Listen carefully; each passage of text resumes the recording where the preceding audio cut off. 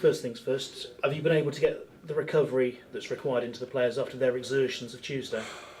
That's a difficult one to tell. I think we'll find that out on Saturday at 3 o'clock. It was we weren't at our best the other night, but we had to expend a lot of energy in the second half, being down to 10 men, which wasn't ideal. So, but we're going to give the players certainly enough chance to recover. Yeah. And I suppose the one thing they can take from that, though, is that they scored last, they kept battling away, and it could have been a lot worse. They had the final word. Yeah, we were always in the game, really, and our number 9's got another 2 goals, so he's on fire at the minute, and we'll be hoping that he keeps that run going and he occupies defenders.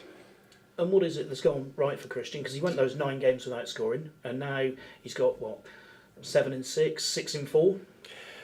I think he mentioned himself, didn't he, over the last couple of weeks, that we had a little chat, and I just felt, and I spoke to him about it, that he needed to spend a little bit more time in and around the penalty area, rather than doing so much unselfish work outside of it. And we try to get him in and around the goal and in and around the penalty area a bit more, and hopefully that's paid off with him scoring the goals. Certainly the types of goals he's getting are all in and around the 6-yard box, which he possibly wouldn't have been in a few weeks ago.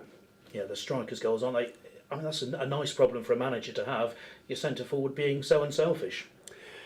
Yeah, he wants to. Doige is an ultimate pro, and he's great to manage. He just wants to run about and give his best for the team, and he gets rewards for his hard work. And if there's any better example of the harder you work, the luckier you get, then that's him.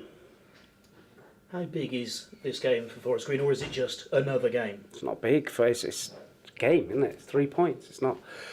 We're playing Cheltenham. We're in the Football League. It's a local derby, but it's just 3 points, and that's all we're focusing on. Obviously, there is a rivalry. Certainly, off the pitch, the fans are beginning to sort of develop a mutual dislike for each other, shall we say? Have you sort of felt that rivalry increase since Rovers got into the league? No, because obviously we've only played in the Checkatrade, which was obviously we won that game and played really well, but it wasn't a big crowd, so I've not really experienced that sort of real competitive edge yet in terms of on the terraces, but I'm sure we'll see that on Saturday. Do you sense that you're a threat to them maybe in terms of the pecking order of the county?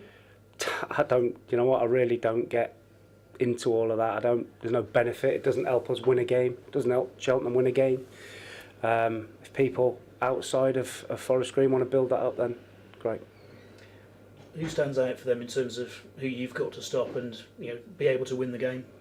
Well, they've changed their style. They're quite direct and they hit a lot of long balls, diagonal balls, and we'll have to deal with that. It's a different kind of threat than we've faced in the last few games. We've played against teams that have played real good football, and Crewe, Chesterfield.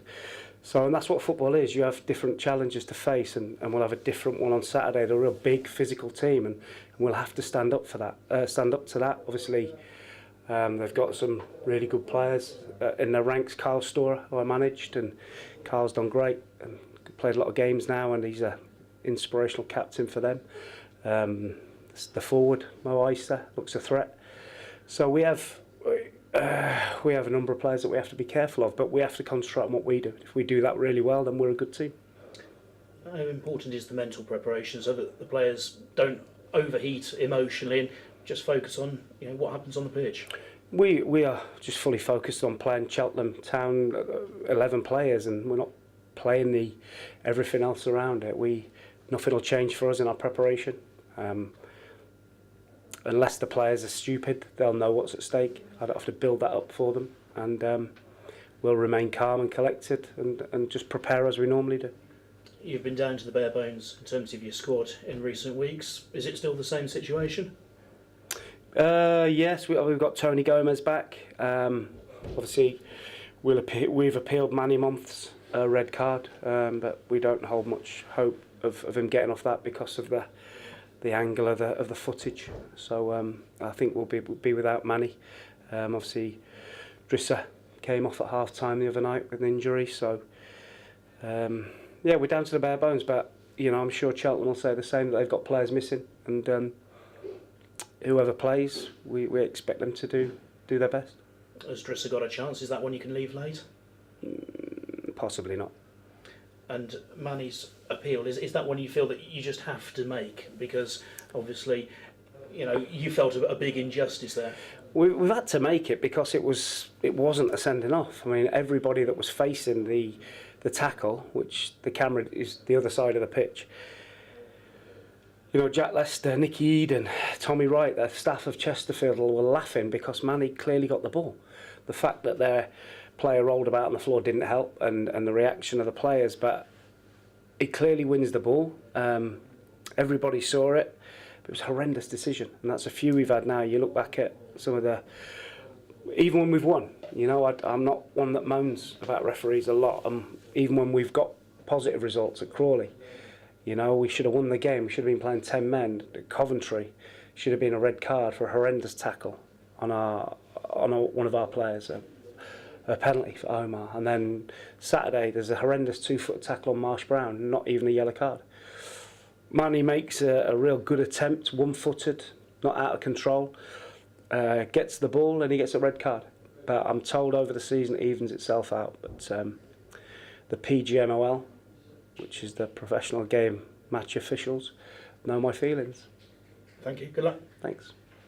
Mark, earlier in the week, I think that it's quite interesting to watch the managerial dynamics of both you and Gary Johnson. Gary Johnson said on Radio Gloucestershire after their game in the week that Saturday is a cup final, but I get the impression that you don't see it like that. I see it as another game. If it was a cup final for Cheltenham, great. Listen, there's all different ways of managing, and Gary's had a far longer, more distinguished career than I have, and you know, I'm not in any place to tell Gary the right way to do his job. I have respect for him as a manager. His teams have usually played good football, so if that's the way they do it, that's fine. There's no right or wrong, but I just see it as another game. Our players will know and will be fully aware what's at stake and what's needed. Yeah. An important thing on Saturday will also be the fans. Also, Harry Pell's come out this week and said it's going to be a home game for Cheltenham, but obviously that will encourage your fans to be more vocal. Listen, let's see. The fans have been great in recent weeks, and the last home game got them off their feet with a last-minute winner. If that's Harry's thoughts, that's Harry's thoughts. That's up to him. But you know, we'll have more fans here than them, so I don't know. It's a home game, but there we go. Listen, I'm not going to get involved in all that. My job is to prepare a team for Saturday. Yeah, it's just a game that it's another game for you. It is 3 points. It. If there was 10 points at stake, Ash, I'd be building it up. Believe me, but it's not. There's only 3. So. Okay. Finally, Isaiah Osborne had a bit of a knock as well in the week. Yeah. What's the situation with Ozzy? Ozzy won't train before Saturday. He got a dead leg, so we're hoping that he can shake that off. Yeah. And is Charlie Cooper any nearer making a return? Charlie's back in training now. He's loading, putting some weight through his leg now, and he's had no reaction. So probably another week to 10 days he'll be back.